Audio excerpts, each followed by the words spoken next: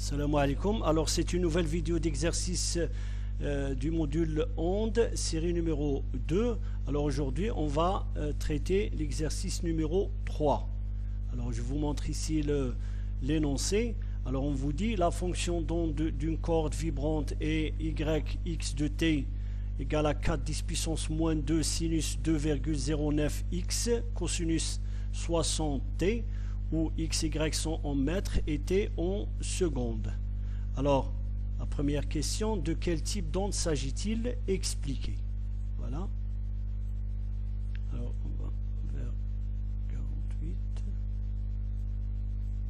Voilà, je reprends ici l'énoncé. Alors, pour la première question, de quel type d'onde s'agit-il? Alors, il s'agit d'une onde stationnaire sinusoïdale pure, car les nœuds, voilà, déplacement nul, sont fixes, c'est-à-dire elles ne dépendent pas du temps.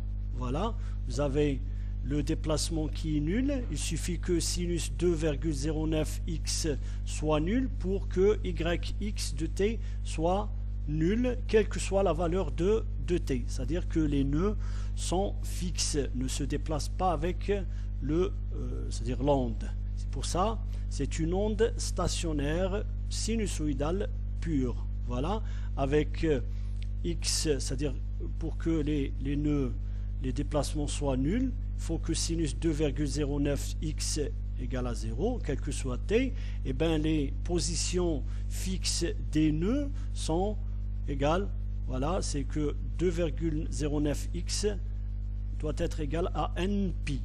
Avec n égale à 1, 2, 3, 4 à l'infini, et bien les positions des nœuds sont données par nπ sur 2,09. Il y a plusieurs nœuds, voilà, et leurs positions sont données par cette expression. Voilà.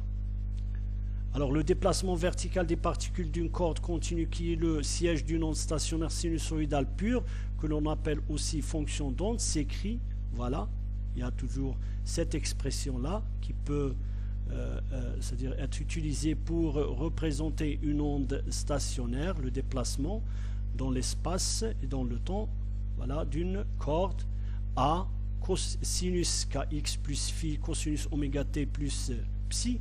Alors on pouvait prendre aussi cosinus, comme on pouvait prendre ici sinus oméga t, puisqu'il y a les phases. Où A est l'amplitude de l'oscillation, voilà. Alors là, A c'est la valeur maximale, alors que il faut faire attention, c'est A sinus kx plus phi qui est l'amplitude de chacune des particules positionnées en x. K c'est le nombre d'ondes et oméga la pulsation d'oscillation. Bien sûr, phi et psi sont des phases.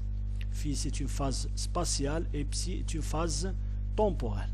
Alors, vous voyez ici par comparaison, voilà, on a ici, les phases sont nulles par rapport à cette écriture-là. Voilà, vous avez phi égale à 0 et cosinus oméga t avec psi égale à 0. Maintenant, l'amplitude, c'est 4 10 puissance moins 2 mètres. Le nombre d'ondes, c'est 2,09 mètres moins 1. Parfois, vous trouvez radian par mètre, mais ici, on va prendre l'unité mètre moins 1. Maintenant, pour la pulsation, eh ben, c'est 60 radians par seconde. Voilà. Alors, on peut trouver la distance entre les nœuds. Voilà, calculer la distance entre les nœuds. Eh ben, les nœuds de l'onde sont fixes et leurs positions sur la corde sont données par, voilà, sinus 2,0x doit être nul, quel que soit t, et bien on a trouvé les positions des nœuds, x nœud n, c'est-à-dire le nème nœud, la position sur l'axe des x du nème nœud est donnée par nπ sur 2,0,9 avec n égale à 1, 2, 3, voilà. La distance entre deux nœuds consécutifs est donnée par, voilà, on va prendre la distance entre le nœud du numéro n plus 1 moins la position du nœud numéro n. Et bien ça donne n plus 1 fois pi moins n fois pi sur 2,09, ce qui donne pi sur 2,09. Et bien on fait le calcul et on trouve que la distance entre deux nœuds consécutifs est 1,5 mètres. Voilà. Maintenant on vous demande de calculer la vitesse d'une particule à x positionnée en x égale à 0,8 mètres et à un instant t égale à 0,12 secondes. Alors, vous voyez ici, alors la vitesse de la particule qui est aussi avec un déplacement, c'est-à-dire on a un déplacement, voilà. Alors une particule qui se déplace de haut en bas sur la corde a une certaine vitesse puisque c'est un déplacement. Alors normalement elle aura une vitesse. Alors est donnée par la vitesse, bien sûr, c'est le déplacement, la dérivée du déplacement par rapport au temps. Et bien on calcule, voilà, la dérivée. Voilà, je dérive par rapport au temps, ça donne moins sinus 60 moins sinus 60t, voilà, que je multiplie par 4 10 puissance moins 2, bien sûr sinus 2,09x. Voilà, c'est l'expression de la vitesse d'une particule à un instant donné. Maintenant, puisque on vous dit la vitesse de la particule en 0,8 mètres et à temps égal à 0,12, et bien voilà, je remplace x par 0,8 et t par 0,12 et j'aurai moins 1,88 mètres par seconde.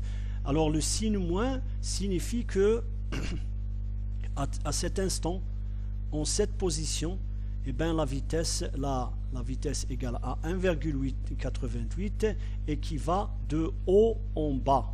Voilà, puisque le sens positif du déplacement est pris du bas vers le haut. Voilà, une valeur négative, c'est que la masse se déplace vers le bas en cet instant. Voilà. Alors, 3 remarques s'imposent ici. Les valeurs des arguments des fonctions sinusoïdales sont en radians, c'est-à-dire vous devez prendre ces valeurs en radians. Ne pas confondre la vitesse de propagation Vφ d'une onde sur une corde avec la vitesse des particules de la corde Vx de t. C'est-à-dire qu'il y a par exemple pour une onde progressive, il y a un phénomène de déplacement, par exemple de gauche vers la droite ou de la droite vers la gauche. Cette propagation a une vitesse v, alors que en même temps, c'est-à-dire si vous vous concentrez sur une particule, sur une onde, eh ben elle fait des mouvements d'oscillation de haut en bas, bien sûr avec une vitesse Vx de t. Maintenant la troisième remarque, c'est que la vitesse des particules Vx de t a elle aussi la forme d'une onde, puisque la vitesse c'est une fonction de l'espace multipliée par une fonction du temps. C'est-à-dire que V de x de t a aussi une forme d'onde stationnaire. Voilà. Merci.